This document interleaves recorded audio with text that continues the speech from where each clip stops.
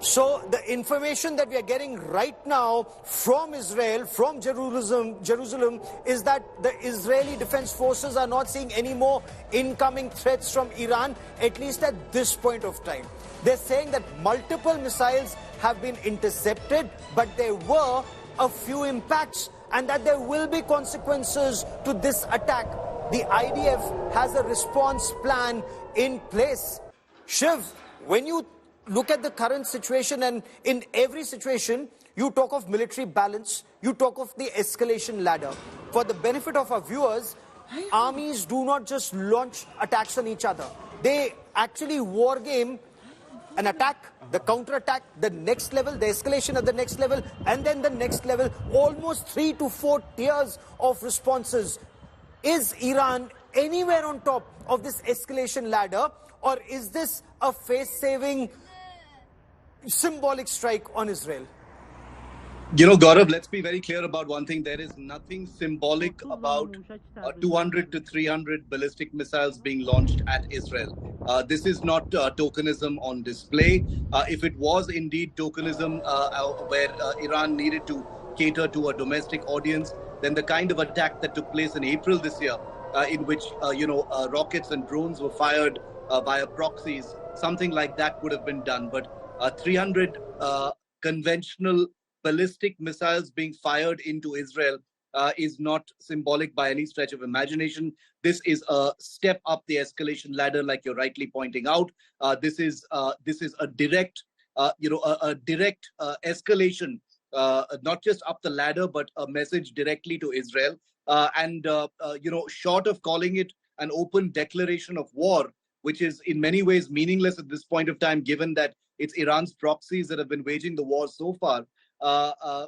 One needs to see what Israel's response is going to be. Remember that in the weeks behind us, Israel has conducted strikes inside Iran. It has not taken official credit for the killing of the Hamas terror chief Ismail Haniyeh in Tehran, or any of the other handful of attacks. But those exchanges have taken place. But between the two countries, amidst speculation of whether Iran would be getting in directly, I think this settles all doubts. It settles all suspense and speculation about a direct, action by Iran. It does not get bigger than this. And remember, we're talking about a country that has long-range weapons, has other, it has weapons, other weapons of other means as well.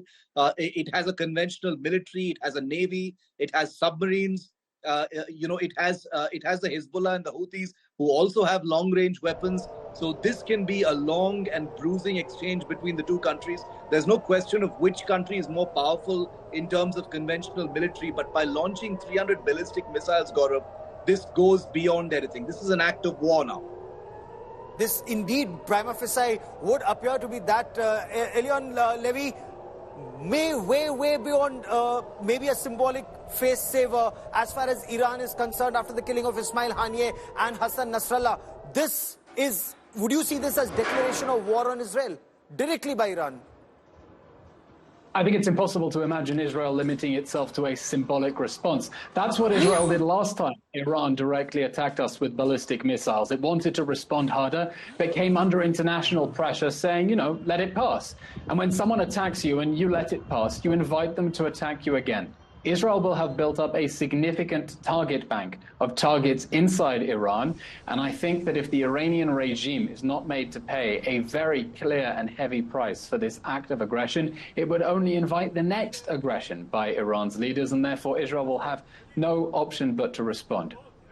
So, again, if I come back to that question of the escalation ladder, they fired 400, ballistic missiles into Israel.